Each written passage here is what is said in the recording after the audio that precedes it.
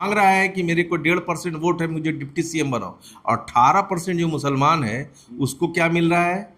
कहीं पर न डिप्टी सीएम तो क्या, कोई अच्छे मंत्रालय की भी बात नहीं हो रही। मुहर्रम के अखाड़े निकालने के लिए और नगाड़ा बजाने के लिए मुसलमानों को छोड़ दिया। आइए और अपना हक अपने से मांगिए, अपना हक लीजिए, अपने हक को पहचानिए, अपनी नुमाइंदगी करिए।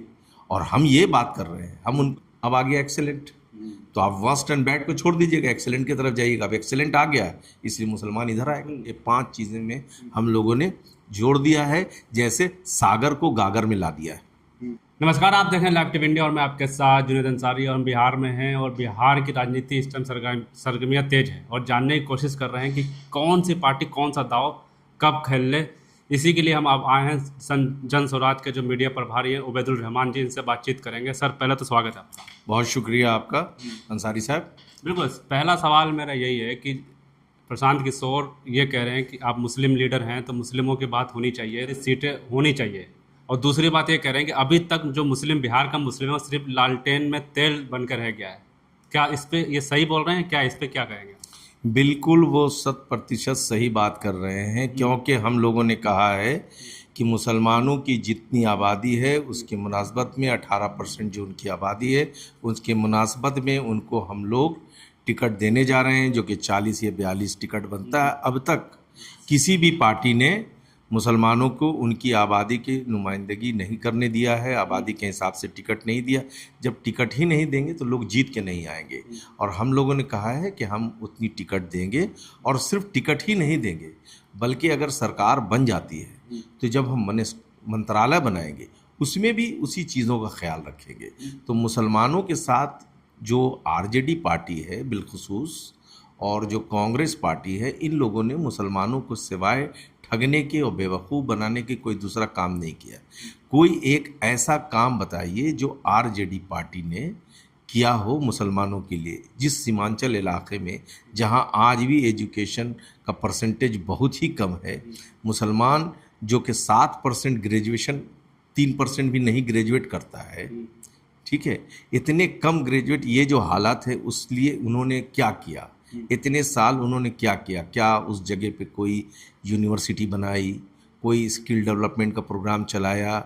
मुसलमानों को सिवाय बेवकूफ़ बनाने के, इसके अलावा उन्होंने कुछ नहीं किया। उन्होंने सिर्फ और सिर्फ मुहर्रम के अखाड़े निकालने के लिए और नगाड़ा बजाने के लिए मुसलमानों को छोड़ दिया। इसके अलावा कोई काम उन्होंने नहीं किया है। अब मुस्लिम जो जैसे प्रशांत किशोर आरोप लगा रहे हैं कि सिर्फ तेल बन के रह गया था बिहार का मुस्लिम लालटेन का, तो अब तेल नहीं बनेगा मुसलमान बिहार? हम हक की बात कर रहे हैं। पहली बार वो तो कहते थे कि आप मेरे मरसद मुरव्वत हैं, हमारी मरवत पे आप हैं। हक की तो बात ही नहीं कर रहे थे, हम हक की बात कर रहे हैं। इसीलिए तो प्रशांत किशोर जी ने, हमारे सूत्रधार ने कहा कि वो लैंडलाइन में सिर्फ तेल बन के रह गए थे, जो इनकी इंजन से, जिनसे उनका लैंडलाइन चमक रहा है। लेकिन हम उनके हाथ में थमाना चाहते हैं पावर, हम उनके हाथ में देना चाहते हैं कि आप आइए और अपना हक अपने से मांगिए, अपना हक लीजिए, अपने हक को पहचानिए, अपनी नुमाइंदगी करिए। और हम ये बात कर रहे हैं, हम उनको ये थोड़ी कह रहे हैं कि हम उनको डराने की कहीं बात नहीं कर रहे हैं, हम उनको समझा रहे हैं कि आप समझिए कि आपकी जिम्मेदारी क्या है। कितना समझ में आ रहा है? जैसे आप भी जा रहे होंगे क्षेत्र में, आप भी मुस्लिम समाज के हैं, तो क्या लगता है इस बार के मुस्लिम समझ रहे हैं कि ये बदलाव चाहिए? बिल्कुल समझ रहे हैं। ये कौन नहीं चाहता है, ये बताइए कि कौन नहीं चाहता है कि उसकी इज्जत नफ्स का ख्याल रखा जाए? हर शख्स ये चाहता है कि उसके इज्जत नफ्स का ख्याल रखा जाए, और वो इज्जत नफ्स का ख्याल जन स्वराज पार्टी रख रही है। इसलिए बहुत बड़ी तादाद में जो पुछलग्गू बनाना चाहते थे, हम उनको उनके साथ बैठाना चाहते हैं, वो अपनी पीछे सीट पर बैठाते हैं।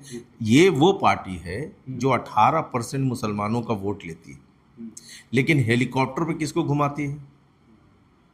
जिसको हेलीकॉप्टर पे घुमा रही है उसका 95% वोटर भाजपा को देता है वोट, उसको ये हेलीकॉप्टर पे घुमा रहे हैं। और आज भी डिप्टी सीएम बनाने की अगर बात हो रही है तो वो 1.5% वाले की, वो मांग रहा है कि मेरे को 1.5% वोट है, मुझे डिप्टी सीएम बनाओ। और 18% जो मुसलमान है उसको क्या मिल रहा है? कहीं पर न डिप्टी सीएम तो क्या, कोई अच्छे मंत्रालय की भी बात नहीं हो रही। तो अगर इनकी नीयत साफ होती तो बोलते कि नहीं भाई, हम तो बनाएंगे इस बार मुसलमान को अपना डिप्टी सीएम।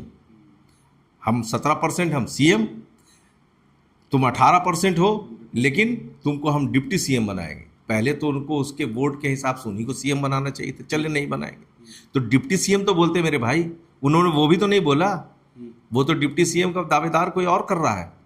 तो आपको मुसलमानों को समझ नहीं ना, मुसलमान बेवकूफ़ है यहाँ का, ना मुसलमान ना जाहिल है ना बेवकूफ़ है। वो तो सिर्फ चूंकि इन पार्टियों के झाल से में आ गया, चूंकि पहले चॉइस नहीं थी, आपके सामने दो ही चॉइस था, वर्स्ट एंड बैड। अब आ गया एक्सेलेंट, तो आप वर्स्ट एंड बैड को छोड़ दीजिएगा, एक्सेलेंट की तरफ जाइएगा। अब एक्सेलेंट आ गया, इसलिए मुसलमान इधर आएगा। प्रशांत किशोर जी, भविष्यवाणी जेडीयू की सीटों की तो करते हैं, लेकिन अपनी सीट, अपनी पार्टी को इस चुनाव में कहाँ देखते हैं? उसकी भविष्यवाणी अभी नहीं कर रहे हैं।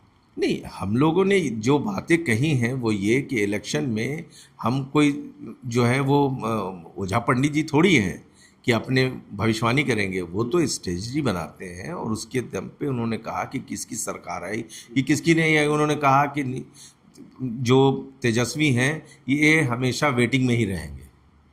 उन्होंने उनकी सीट का प्रोजेक्शन थोड़ी किया, उन्होंने कहा वो वेटिंग में रहेंगे। नीतीश कुमार को उन्होंने बता दिया कि इनकी सीट कम आएगी और ये सरकार में नहीं रहेंगे जी। तो हम लोग वो तो कह रहे हैं कि हम या तो अर्श पे रहेंगे या फर्श पे रहेंगे। जनता अगर चाहेगी तो मुझे जिता के लाएगी, इसलिए कि हम मुद्दे की बात कर रहे हैं। और जनता को अगर हमारे मुद्दे में लगता है और लगेगा ही, तो हमारा मुद्दा अगर सही है, हम उनके लिए कर रहे हैं, तो वो हमें जिता करके भेजेंगे। और अगर उनको नहीं लगता है तो हम हिम्मत थोड़ी छोड़ देंगे, तब भी हम हार नहीं मान रहे, तब भी हम उनकी सेवा करते रहे। प्रशांत किशोर जी हैं जो लगातार मुद्दा उठा रहे हैं, पलायन का, शिक्षा का और रोजगार का, स्वास्थ्य का, इस मुद्दों का कितना असर बिहार में पड़ रहा है? यही तो मुद्दा है, यही मुद्दा है। इस प्रदेश का दुर्भाग्य है कि इस प्रदेश के लोग पलायन करते हैं। और पलायन जानते हैं क्या चीज़ है? सिर्फ एक शख्स पलायन नहीं करता है, जब वो बाहर जाता है, दिल्ली बॉम्बे में या विदेश में जब नौकरी करता है, बिहारी तो सूडान तक में नौकरी करता जाके, तो जब वो विदेश चला जाता है और यहाँ माँ बाप उसका बीमार पड़ता है तो दोनों तड़पता है। वहाँ बच्चा तड़पता है कि माँ बाप को देखें कैसे, और यहाँ माँ बाप इसलिए नहीं बोल रहा है, तड़प रहा है कि कहीं ऐसा नहीं कि मेरा बेटा वहाँ से भाग के चला है हमारे पीड़ा को। तो ये पाप ये लोग कर रहे हैं, ये लोगों के साथ वहाँ भेज दिया गया और आधे तो नशे के में लग गए हैं। इन सब को हम लोग, पलायन एक बहुत बड़ा मुद्दा है, हम चाहते हैं कि ये सबसे पहले दूर हो। और दूसरा मुद्दा है शिक्षा का। इस प्रदेश का नाम किस चीज़ से है? इस प्रदेश का नाम शिक्षा से, आज से नहीं, बहुत ज़माने से पहले से है। जब यहाँ शिक्षा की बात है तो शिक्षा के लिए कोई अच्छी यूनिवर्सिटी वर्ल्ड क्लास नहीं बनाई गई, कोई अच्छे वर्ल्ड क्लास इंस्टीट्यूशन नहीं बनाए गए, कोई राज्य सरकार ने अपने तरफ से कोई भी ऐसा काम नहीं किया जिससे स्किल्ड लोगों को पढ़ा दिया। वो बैग पीछे लेकर के चल रहा है। हालांकि हम लोगों ने अपना सिंबल ही लिया है, इलेक्शन कमीशन से मांग के बैग लिया, लेकिन इन्होंने क्या कर दिया? इन्होंने सिर्फ उनको पढ़ा दिया और पढ़ा करके भीड़ बकरियों की तरह छोड़ दिया, ताकि वो किसी काम के लायक नहीं है कि नौकरी मांग सके। हम लोग ये चाहते हैं कि एक ऐसी शिक्षा व्यवस्था बनाए जिसमें वो पढ़ें और पढ़ने के बाद उनको पूरी हर जगह नौकरी लग जाए। लेकिन वो चाहेंगे हम लोग यही कि वो इस प्रदेश में आए, यहाँ इतना हम उनके लिए सुविधा प्रोवाइड कर दें कि वो यहीं पे काम करें। तो हमारा जो मुद्दा है ना, वो लोगों के लिए मुद्दा है। हम न जाति की बात कर रहे हैं, न धर्म की बात कर रहे हैं, न जात देखने की बात कर रहे हैं, न धर्म देखने की बात कर रहे हैं। इसलिए हम यही बता रहे हैं कि देखिए, जनता जनार्दन है, जनता ही सब कुछ जानती है। लेकिन उनको कोई एक आदमी ये बताइए जो ये कहे कि नहीं भाई पलायन गलत है। नहीं, पलायन, अब तो सारी पार्टियां पलायन की बात कर रही, तेजस्वी यादव भी कर रहे हैं, नीतीश कुमार भी कहने लगे हैं कि उद्योग अब लगाएंगे हम, मोदी जी भी अब बात करने लगे, यानी पलायन एक मुद्दा बन गया बिहार में। बिल्कुल, इसलिए कि पहले उनको चैलेंज ही नहीं था, कोई ये पूछने वाला ही नहीं था। जो अपोजिशन पार्टी थी वो भी जाति की बात कर रही थी, पूछ ही नहीं रहा था कि हाँ इंडस्ट्री लगाया क्यों नहीं भाई, इतना इतना बड़ा बड़ा जो आप करते हैं यहाँ पे सबमिट, जो भी बिजनेस सबमिट किया आपने जो करते हैं, तो इसका आज तक कुछ नज़र तो नहीं आया, धरातल पे तो उतरा नहीं। सरकार बात करती है कि मेरे पास इंडस्ट्री में हमने लैंड बैंक बना लिया, इतनी ज़मीनें दे दी, इतने सिंगल विंडो सिस्टम बनाए, लेकिन इतना जटिल सिस्टम है तो क्यों नहीं बन, यहाँ पर कोई इंडस्ट्री क्यों नहीं लग रही? अगर इंडस्ट्री लगती तो लोगों को रोजगार का मसला दूर हो जाता। ये तो चाहते ही नहीं है, सिर्फ पेपरबाजी, हेडलाइन मैनेजमेंट, इसके आगे इन लोगों ने कोई ऐसा काम नहीं किया, जमीन पे कोई ऐसा काम नहीं किया जो इनको करना चाहिए। लेकिन चुनाव से ठीक पहले जीएसटी की दरें कम कर दी और यह भी कहा गया था, मोदी जी ने 15 अगस्त को ही कहा था कि इस दिवाली में खुशखबरी मिलेगी, लोगों को बोझ हल्का होगा। तो उसका असर क्या बिहार चुनाव में भी पड़ेगा? अरे भाई, ये तो जीएसटी तो बिहार के लिए है नहीं। जिस प्रदेश में लोगों को खाने के लिए नहीं है, गाड़ी पर आपने कम कर दिया तो गाड़ी खरीद क्यों करेगा क्या? पहला सवाल तो ये है कि चीज़ देखिए ना, चावल का कीमत कितना बढ़ गया, सारी कमोडिटीज़ पे तो कीमत बढ़ा हुआ है। पहले आप कीमत बढ़ा दीजिए, फिर 2 रुपया कम कर दीजिए, तो उससे क्या फ़र्क पड़ेगा? ये काम अगर करना था तो पहले से करना था। इनको तो पहले पता था कि ये सारी चीज़ें, तो ये इलेक्शन को ध्यान में रख करके भाजपा जितने काम करती है उसका सिर्फ एक फोकस पॉइंट होता है, और वो फोकस पॉइंट ये होता है कि कैसे इलेक्शन जीता जाए।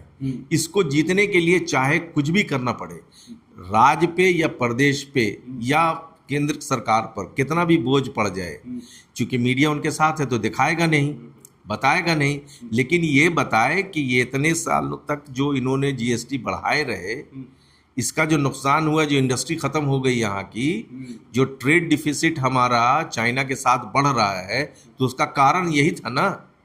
वो क्यों नहीं बता रही है? ये तो न मीडिया बता रही, न ये लोग बता रहे। अब इनको ये ख्याल आया चूंकि इलेक्शन है तो जीएसटी घटा दिया, लेकिन इससे जनता जान चुकी है, जनता जानती है कि ये सारी चीज़ें इलेक्शन के लिए की जा रही। हो सकता है इलेक्शन ख़त्म होते ही फिर ये बोल देंगे नहीं हम बढ़ा देंगे, क्योंकि ये तो मिस्टेक हो गया। आपको पता है ना कि जीएसटी जब आया तो इसमें इन्होंने कई अमेंडमेंट किए। ये तो बिना प्लानिंग के पहले योजना लेके आते हैं, पहले योजना पर फुल प्रूफ नहीं लाता है, योजना लाते हैं, फिर पब्लिक रिएक्ट करता है तो बोलते हैं ये चेंज कर दिया, फिर ये चेंज कर दिया। अरे भाई, आप सरकार हो, योजना जो बनाते हो उसको फुल प्रूफ बनाओगे ना, स्टडी करके बनाओगे ना, कि रात में तुमको एलार्म आएगा और सवेर में एक योजना लेके चले आओगे। ये ज़्यादातर ऐसे ही किया इन्होंने, मन की बात कर देते हैं। बिल्कुल मन की बात करते हैं। हाँ। आप लोगों की पार्टी अब कब मैदान में कूदेगी, कब टिकटों का ऐलान होगा? हम तो ऑलरेडी कूदे हुए हैं, मैदान के अंदर ही हैं। यहाँ से नहीं, 4 महीनों से हम लोग गांव गांव, मोहल्ले मोहल्ले, प्रखंड प्रखंड जा रहे हैं। लोगों का प्यार मोहब्बत मिल रहा है। प्रशांत किशोर जा रहे हैं, जहाँ जहाँ जा रहे हैं, कीचड़ कादो सब तो जगह जा रहे हैं। प्रत्याशियों का कब ऐलान होगा? क्योंकि जनता पहचान जाए ना कि अब प्रशांत किशोर को तो चलो ठीक है ये चेहरा है, लेकिन अपने क्षेत्र का कौन चेहरा होगा उसके लिए भी तो तैयारी होनी चाहिए। बहुत जल्द आपको इसकी सूचना मिल जाएगी। सारे कैंडिडेट हमारे रेडी हैं और वो सूचना बहुत जल्द हम लोग देने वाले हैं। अभी भादो जैसे ही खत्म होगा ये सूचना मिल जाएगी। क्या करेंगे अगर सरकार बनती है तो 5 वो काम या कौन सा काम होगा पहला कि सबसे पहले हम इस लाइन पे चलेंगे? देखिए, वादे हम तो बहुत सारे लोग कर दिए। कोई बहुत सारे वादे नहीं किए। स्टैंड बहुत क्लियर है, बहुत ही हम लोगों ने प्लान बना के दिया। 5 काम जन स्वराज आएगी तो 5 चीज़ें हो जाएगी। वो 5 चीज़ों की लिस्ट हमने हर जगह लगा दी है, लोगों को कार्ड में भी दे दिया है। उसमें पहला है प्लान का रुकना।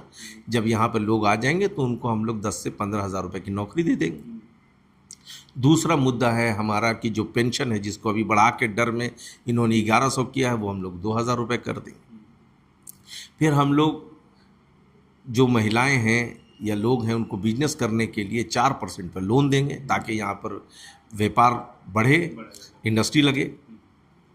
चौथी चीज़ ये है कि एजुकेशन पे काम करेंगे। जो अच्छे स्कूल हैं वो बनाएंगे। जब तक अच्छे स्कूल की व्यवस्था नहीं होती तब तक हम लोग स्कूल बच्चों को भेजने की व्यवस्था करेंगे। वो प्राइवेट स्कूल में भी चाहे तो पढ़ सकते हैं, उसकी जो फीस है वो सरकार देगी। मतलब जब हमारी सरकार बन जाएगी तो हम लोग देंगे वो 1000 रुपये तक, 500 रुपये पर बच्चे जो फीस है वो देंगे। फिर हम लोगों ने इसी तरीके से 2500 रुपया किसानों के लिए भी कही है। तो समाज के हर क्षेत्र के लोगों के लिए ये 5 चीज़ें में हम लोगों ने जोड़ दिया है, जैसे सागर को गागर में ला दिया है। जो ये मुद्दे हैं उसको ला दिया यार। चलिए, बहुत बहुत शुक्रिया आपका समय देने के लिए। बिल्कुल सागर को गागर में लाने की बात जन स्वराज पार्टी कर रही है। उबैदुर रहमान जी ने भी यहाँ पे हमसे कहा, लेकिन असल में क्या ये जो मुद्दे हैं ये जनता को समझाने में कितना सफल होंगे ये तो आने वाला वक्त ही बताएगा। आपने सारी बातें सुनी, सारे मुद्दे सुने। अगर और भी कोई सवाल है तो आप हमसे कमेंट बॉक्स में इन पर अब्दुल रहमान साहब से सवाल कर सकते हैं। हम ऐसे ही आपको खबर दिखाते रहेंगे। तब तक के लिए धन्यवाद।